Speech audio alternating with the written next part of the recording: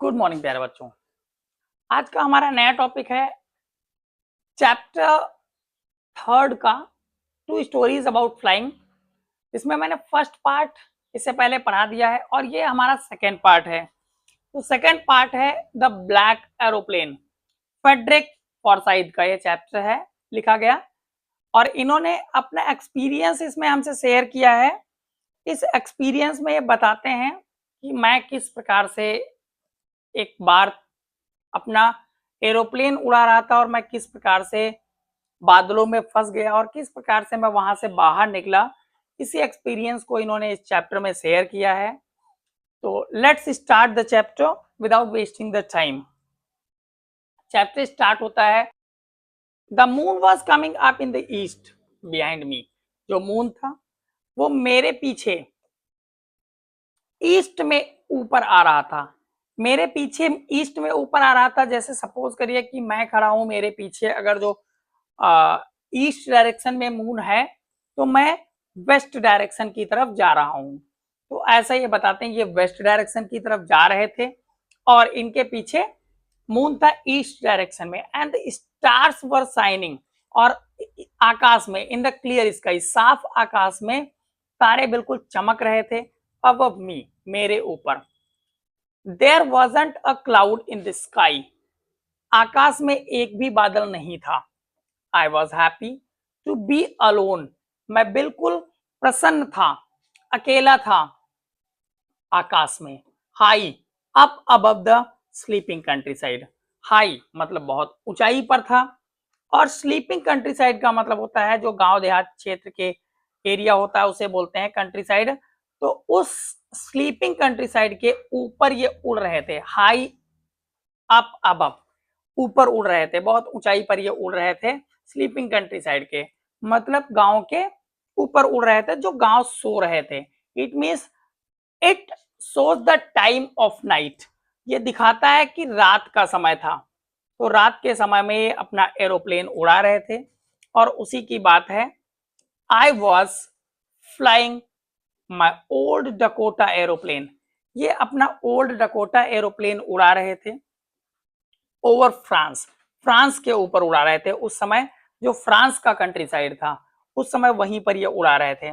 Back to England, France के ऊपर उड़ा रहे थे लेकिन ये जा रहे थे इंग्लैंड को। आई वॉज ड्रीमिंग, मैं ड्रीमिंग में था। ड्रीमिंग वैसे तो ड्रीम का मतलब सपना देखना होता है, लेकिन यहाँ पर है कि वो सपना देख नहीं रहे थे, वो रात में सपना नहीं देख रहे थे सोने के टाइम, वो सोच रहे थे। He was thinking about his holidays, वो अपनी हॉलीडेज के बारे में सोच रहे थे। एंड लुकिंग फॉरवर्ड, और आगे क्या सोच रहे थे, to being with my family, अपने परिवार के साथ होने के बारे में भी वो सोच रहे थे। I looked at my watch, मैंने अपनी वॉच को देखा। जब वॉच को मैंने देखा 1:30 इन द मॉर्निंग, तो वॉच जो मेरी थी उसमें 1:30 इन द मॉर्निंग दिखा रहा था। 1:30 इन द मॉर्निंग मतलब 1:30 AM की बात कर रहे हैं, मिड नाइट के जस्ट आफ्टर 1.5 घंटा, यानी कि 1.5 आवर आफ्टर की बात कर रहे हैं मिडनाइट के। तो ये सारी चीजें ये बताते हैं कि क्या पोजीशन थी मेरी और मैं क्या कर रहा था उस समय। आगे अपनी बात को कंटिन्यू करते हुए कहते हैं I should call Paris control soon, मुझे जल्दी से ही पेरिस कंट्रोल को कॉल कर लेना चाहिए। पेरिस कंट्रोल को कॉल करने लेना चाहिए क्योंकि ये फ्रांस के ऊपर से उड़ रहे थे। It means he must have to take permission to fly over there, वहां से गुजरने के लिए इन्हें परमिशन लेनी थी, इसीलिए ये सोचते हैं कि मुझे कॉल कर लेनी चाहिए, ये बात सोचते हैं। As I looked down past the nose of the aeroplane, और जब मैंने आगे को देखा, नोज ऑफ द एरोप्लेन मतलब front of the aeroplane, front of the aeroplane जब ये देखते हैं तो आई सा, कहते हैं मैंने देखा, the lights off the big city in front of मी, बड़े शहर की लाइट्स मेरे सामने जल रही थी। I switched on the radio, मैंने रेडियो को ऑन किया। एंड सेड, और कहा, Paris control, Paris control, Dakota DS 088 here, Dakota 088 it is the name of his aeroplane, ये इनके एरोप्लेन का नाम है। तो कहते हैं कि मैं इसे उड़ा रहा हूं और मैं यहां पर हूं। कैन यू हियर मी, क्या आप मुझे सुन सकते हैं? आई एम ऑन माई वे, मैं अपने रास्ते पर हूं टू इंग्लैंड, मतलब मैं अपने रास्ते पर हूं इंग्लैंड को मैं वापस जा रहा हूं। ओवर, इतनी बात को कहकर ये अपनी बात को समाप्त कर लेते हैं और आगे बताते हैं the voice from the radio, जो वॉइस थी रेडियो से वो आती है, आंसर्ड मी, मुझे आंसर करती है इमीडिएटली, तुरंत। DS088, डकोटा 088, डकोटा DS088 इसका नाम है। आई कैन हियर यू, और वो रेडियो इनको रिप्लाई करता है, हाँ मैं आपको सुन सकता हूँ। You are to turn 12 degrees west, आपको 12 डिग्रीज वेस्ट में मोड़ लेना चाहिए। जैसा कि मैंने शुरुआत में ही बताया था, ये वेस्ट की तरफ जा रहे थे क्योंकि मून जो था वो इनके पीछे ठीक ईस्ट में ऊपर आ रहा था, तो वेस्ट में हेड कर रहे थे, वेस्ट में जा रहे थे। तो इनको वहां से इंस्ट्रक्शंस मिलते हैं कि आपको वेस्ट में ही 12 डिग्री मोड़ लेना है। अब DS088 ओवर, और इतनी बात कहकर वो रेडियो अपनी बात को समाप्त कर लेता है, इनको आंसर मिल जाता है। और इसके आगे ये फिर से बताते हैं, क्या बताते हैं? आई चेक्ड द मैप, मैंने मैप को चेक किया, एंड द कंपास, और कंपास को चेक किया। कंपास एक दिशा सूचक यंत्र होता है, उसे ये चेक करते हैं, मैप नक्शा को भी चेक करते हैं। Switched over to my second and last fuel tank, fuel tank जिसमें ईंधन भरा होता है, उस ईंधन के अपने अंतिम टैंक पर स्विच कर लेते हैं। और जो सेकंड था, मतलब इससे पहले इन्होंने फर्स्ट टैंक के फ्यूल को समाप्त कर लिया है, और सेकंड और जो लास्ट भी है उस पर ये स्विच ऑन कर लेते हैं, मतलब उसी को अब उसी के फ्यूल से उड़ेंगे आगे। And turn the Dakota 12 degrees west, और ये 12 डिग्री वेस्ट में मोड़ लेते हैं अपने डकोटा को, जैसा कि इनको इंस्ट्रक्शंस मिला था, टुवर्ड्स इंग्लैंड, इंग्लैंड की तरफ।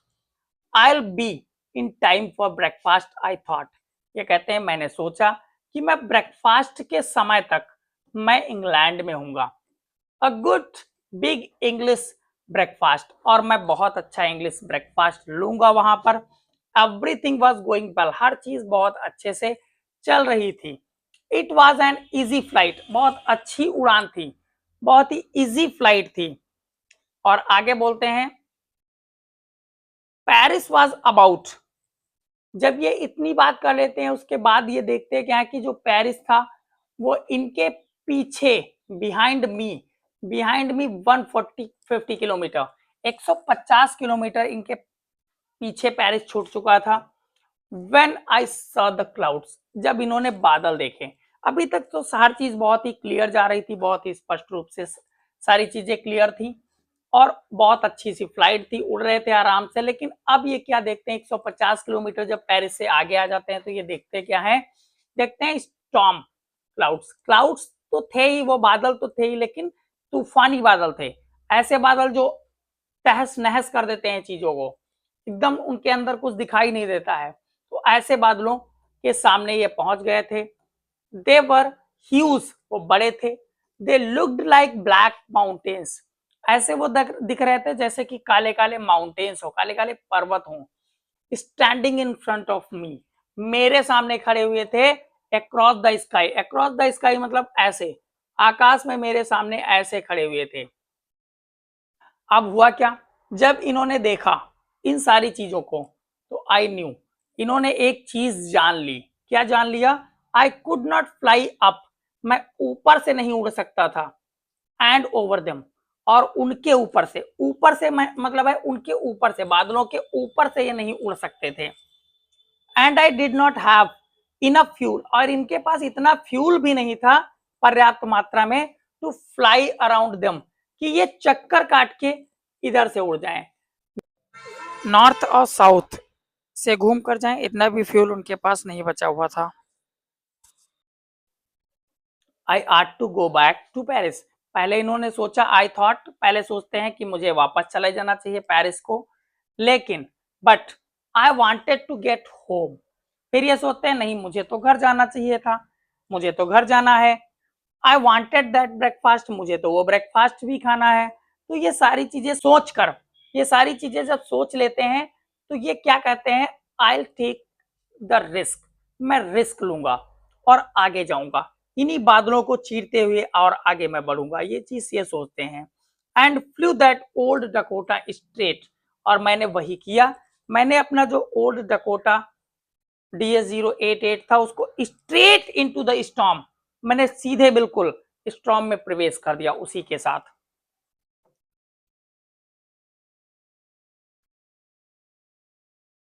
आगे कहते हैं इनसाइड द क्लाउड्स, बादलों के अंदर एवरीथिंग वॉज सडनली ब्लैक, हर चीज एकदम से काली हो गई। बादलों के अंदर जब ये पहुंचे तो हर चीज एकदम से काली थी। It was impossible to see anything outside the aeroplane, aeroplane के बाहर देख पाना, अंदर तो एरोप्लेन की चीजें देख रहे थे लेकिन एरोप्लेन के बाहर इनको कोई भी चीज देखना असंभव सा प्रतीत हो रहा था, बिल्कुल असंभव था। द ओल्ड एरोप्लेन जम्प्ड, तो ओल्ड एरोप्लेन इनका था वो जंप करने लगा, and twisted in the air, और हवा में इधर उधर मुड़ने लगा। I looked at the compass, और मैंने कंपास की तरफ उस समय देखा। आई कुडंट बिलीव, मैं विश्वास नहीं कर पाया, जब मैंने कंपास की तरफ देखा तो कहते हैं मैं विश्वास नहीं कर पाया अपनी आंखों पर। I couldn't believe my eyes, मैं अपनी आंखों पर विश्वास नहीं कर पाया। The compass was turning around, round and round and round, जो कंपास था वो गोल गोल गोल गोल घूम रहा था सिर्फ, मतलब कंपास कंप्लीट रूप से डेड हो चुका था, वो वर्क नहीं कर रहा था। आगे कहते भी हैं it was dead, it wouldn't work, वो वर्क नहीं करता था। The other instruments were suddenly dead, और अचानक से क्या हुआ, अदर इंस्ट्रूमेंट जो अन्य उपकरण भी थे जिनसे ये कुछ चीजें जान सकते थे वो भी अचानक से डेड हो गई। आई ट्राइड द रेडियो, तो सोचते हैं कि चलो अब रेडियो पर ही ट्राई कर लिया जाए, हो सकता है कि रेडियो से मेरी कॉल पहुंच जाए और जिससे मैं अपना रास्ता फिर से प्राप्त कर सकूं, ये सोचते हैं। लेकिन वो भी इनका साथ नहीं देता है आगे।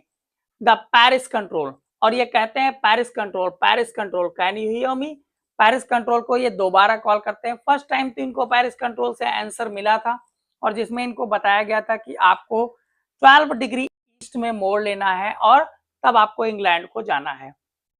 लेकिन इस बार इनको कोई आंसर नहीं मिलता है, there was no answer.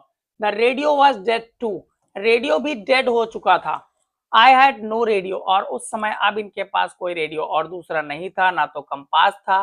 And I could not see where I was, और ये भी नहीं देख पा रहे थे कि ये कहां पर हैं। I was lost in the storm, मैं तूफान में एकदम से खो चुका था।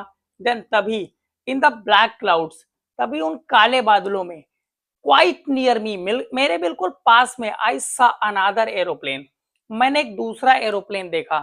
तभी होता क्या है, ये उन्हीं बादलों के अंदर, उन्हीं तूफान के अंदर, उसी तूफान के अंदर ये बिल्कुल अपने पास में दूसरा एरोप्लेन देखते हैं। It had no lights on its wings, उसके पंखों पर किसी भी प्रकार की लाइट नहीं थी। But I couldn't see it, but I could see it flying, लेकिन मैं इसे उड़ते हुए देख सकता था। नेक्स्ट टू मी, मेरे ठीक आगे, थ्रू द स्टॉर्म, स्टॉर्म के अंदर ही, आई कुड सी, मैं और कुछ देख सकता था। द पायलट्स फेस, पायलट का चेहरा भी मैं देख सकता था। टर्न टुवर्ड्स मी, जो मेरी तरफ मुड़ा हुआ था। आई वॉज वेरी ग्लैड, मैं बहुत ज्यादा खुश हुआ। टू सी अनदर पर्सन, दूसरे पर्सन को देखकर मैं बहुत ज्यादा खुश हुआ। ही लेफ्टेड वन हैंड, उसने एक हाथ उठाया, एंड वेव्ड, और मुझे वेव करता है, एक हाथ उठाता है और हिलाते हुए अपने हाथ को वो जेस्चर करता है, जेस्चर मीन्स इशारा करता है, इशारा करता है फॉलो मी, मुझे फॉलो करिए। ही वॉज सेइंग, वो कह रहा था फॉलो मी, मुझे फॉलो करिए। ही नोज, वो जानता था, दैट आई एम लॉस्ट, कि मैं खो चुका हूं, वो जानता था कि मैं खो चुका हूं। आई थॉट, मैंने सोचा, he is trying to help me, वो मेरी मदद करने का प्रयास कर रहा है, ये मैंने सोचा। तो जब मैंने ये सोचा तो मेरे पास कोई ऑप्शन भी नहीं था, तो मैं करता क्या? तो ये कहते हैं कि ही टर्न्ड हिज एरोप्लेन, तो जो इनके फ्रंट वाला एरोप्लेन था उसने क्या किया, धीरे से अपने एरोप्लेन को नॉर्थ की तरफ मोड़ लिया। अब इन्हें ये अंदाजा हुआ है कि उसने नॉर्थ की तरफ मोड़ा है, जबकि इनके पास कोई कंपास नहीं था, तो सिर्फ ये अंदाजा लगाकर बता रहे हैं ये चीज कि मैंने अपने एरोप्लेन को स्लोली, जैसे उसने अपने एरोप्लेन को नॉर्थ की तरफ मोड़ा, इन फ्रंट ऑफ माय डकोटा, अपने डकोटा जो इनका उड़ा रहे थे, इसी के जब ठीक सामने वाले एरोप्लेन ने अपने एरोप्लेन को नॉर्थ डायरेक्शन में मोड़ा, सो दैट, ताकि it would be easier for me to follow him, ताकि मैं उसे आराम से फॉलो कर सकूं, इसलिए उसने ऐसा किया था। I was very happy to go behind the strange aeroplane, मैं उस समय बहुत ज्यादा खुश था उस अजीब से एरोप्लेन के पीछे जाते हुए, लाइक एन ओबीडियंट चाइल्ड। और कैसे मैं उस समय उस एरोप्लेन को फॉलो कर रहा था, जैसे कि एक ओबीडियंट बच्चा किसी के चीजों को फॉलो करता है, यानी कि किसी के कहने के अनुसार वो काम करता है, किसी का कहना मानता है। उसी प्रकार से मैं उस समय उस स्ट्रेंज एरोप्लेन में जो बैठा हुआ पायलट था उसका मैं कहना मान रहा था, एक छोटे बच्चे की तरह, ओबीडियंट बच्चे की तरह। आफ्टर हाफ एन आवर, लगभग आधा घंटे की बाद द स्ट्रेंज ब्लैक एरोप्लेन, जो स्ट्रेंज ब्लैक एरोप्लेन था, was still there in front of me, अभी भी मेरे ठीक सामने था, इन द क्लाउड्स, उन्हीं बादलों में, नाउ। और अब इसके बाद क्या हुआ, now there was only enough fuel, अब इनके पास बहुत ही थोड़ा फ्यूल बचा था। और कितना फ्यूल बचा था, तो old Dakota's last tank to fly for 5 और 10 मिनट्स मोर, अब इनके पास मात्र इतना ही ईंधन बचा था कि ये मुश्किल से अपने ओल्ड डकोटा एरोप्लेन को 5 से 10 मिनट बस उड़ा सकते थे, और इससे ज्यादा नहीं उड़ा सकते थे। I was starting to feel frightened again, अब इनको एक बार फिर से डर लगने लगता है। बट देन, लेकिन तभी he started to go down, वो जो एरोप्लेन था वो नीचे को जाने लगा। एंड आई फॉलोड, और मैंने उसको फॉलो किया थ्रू द स्टॉर्म, पूरे स्टॉर्म में मैं उसे फॉलो करता रहा था, उसी समय भी मैं उसे फॉलो कर रहा था और फॉलो करने लगा, नीचे को जाने लगा मैं भी। Suddenly I came out of the clouds, अचानक से मैं बादलों के बाहर आ गया, and saw two long straight lines of lights, और अब ये क्या देखते हैं, दो लंबी लंबी लाइट्स की लगी हुई लाइंस थी इन फ्रंट ऑफ मी, मेरे ठीक सामने। It was a runway, an aeroplane, sorry an airport, it was a runway an airport, और कहते हैं ये एक रनवे था। रनवे मीन्स जिस पर एरोप्लेन को लैंड ऑफ किया जाता है, तो वहां पर ये रनवे देखते हैं अपने सामने, और ये एक एयरपोर्ट था। आई वॉज सेफ, और ये सेफ थे उस समय। I turn to look for my friend, अब ये अपने फ्रेंड को देखने के लिए मुड़ते हैं, इन द ब्लैक एरोप्लेन, जो इनका फ्रेंड ब्लैक एरोप्लेन में था उसको देखने के लिए मुड़ते हैं। But the sky was empty, लेकिन जो आकाश था उस समय वो एकदम खाली था। देयर वॉज नथिंग देयर, वहां पर कुछ नहीं था। The black aeroplane was gone, जो ब्लैक एरोप्लेन था वो जा चुका था। उसे ब्लैक एरोप्लेन इसीलिए बोला गया है because there was no lights on its wings, उसके विंग्स पर कोई लाइट नहीं थी, इसीलिए उसे ब्लैक एरोप्लेन बोला गया है।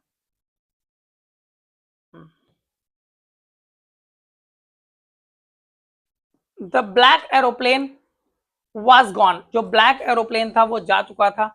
इसमें बार बार एक चीज बोली जा रही है, black aeroplane, black aeroplane, black aeroplane. Black aeroplane उसे क्यों बोला गया था, because there were no lights on its wings, क्योंकि उसके पंखों पर कोई लाइट नहीं थी, इसीलिए उसे ब्लैक एरोप्लेन बोला गया है। आई could not see it anywhere, मैं उसे कहीं भी नहीं देख सका। जब मैं उन बादलों से बाहर निकला तो मैंने उसे देखने का प्रयास किया, लेकिन मैं उसे कहीं भी नहीं देख सका। आई लैंडेड, मैं लैंड होता हूं उसी रनवे पर, and was not sorry to walk away from the old Dakota near the control tower. जब मैं लैंड कर चुका था तो मुझे खेद नहीं हो रहा था, मतलब मुझे किसी भी प्रकार से दुख नहीं हो रहा था, किसी भी प्रकार से मैं सॉरी नहीं फील कर पा रहा था कि मैं वॉक करके जा रहा हूं, जो वहां पर कंट्रोल टावर है उसके पास जा रहा हूं पैदल। I went and asked a woman in the control centre. तो कंट्रोल सेंटर में जो एक वुमन बैठी थी, मैं वहां पर गया और मैंने उससे पूछा वेयर आई वॉज, मैं कहाँ था, and who the other pilot was, और दूसरा पायलट कौन था। आई वॉन्टेड टू से थैंक यू, मैं उससे धन्यवाद कहना चाहता हूं। सी लुक्ड, और जब मैंने ये बात उससे कही तो सी लुक्ड एट मी, वो मुझे देखती है, मुझे बहुत अच्छे से देखती है, वेरी स्ट्रेंजली, बड़े अजीब तरीके से वो मुझे देखती है, एंड देन लाफ, और उसके बाद वो हंसती है। हंसते हुए क्या कहती है, अनदर एरोप्लेन, क्वेश्चन करते हुए, अनदर एरोप्लेन, कौन सा aeroplane, are there in the storm, इस तूफान में, no other aeroplanes were flying tonight, आज की रात दूसरा कोई एरोप्लेन उड़ ही नहीं रहा था, yours was the only one, आपका इकलौता एरोप्लेन उड़ रहा था, I could see on the radar, मैं रेडार पर सिर्फ और सिर्फ आपका ही एरोप्लेन देख सकती थी और कोई एरोप्लेन नहीं था। दूसरा, ऐसी बात जब इनसे वो वोमन बताती है, जो वोमन उसके अंदर बैठी हुई थी, तब ये सो हु हेल्प्ड मी, तब इनके अंदर एक कई क्वेश्चनों का जन्म होता है और कहते हैं अच्छा तब मुझे किसने मदद किया तो टू अराइव देयर सेफली, यहां तक आने में मुझे किसने मदद किया सुरक्षित ढंग से।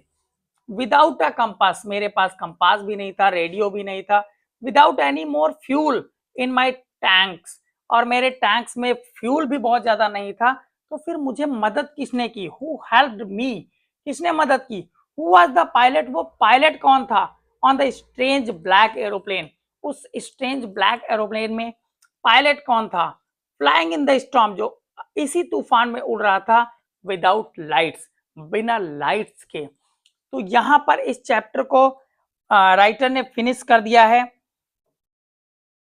और इसमें लास्ट में 2-3 क्वेश्चन छोड़ जाते हैं बिल्कुल अनसुलझे हुए, कि वो एरोप्लेन कौन था, कहां से आया था, क्यों इनकी मदद करी, ये सारी चीजें अनडिक्लेयर्ड हैं, जिसे डिक्लेयर नहीं किया गया है इस चैप्टर में, और यहीं पर चैप्टर को ये एंड कर देते हैं। मिलते हैं एक नए वीडियो के साथ, नए टॉपिक के साथ, तब तक के लिए जय हिंद, जय भारत।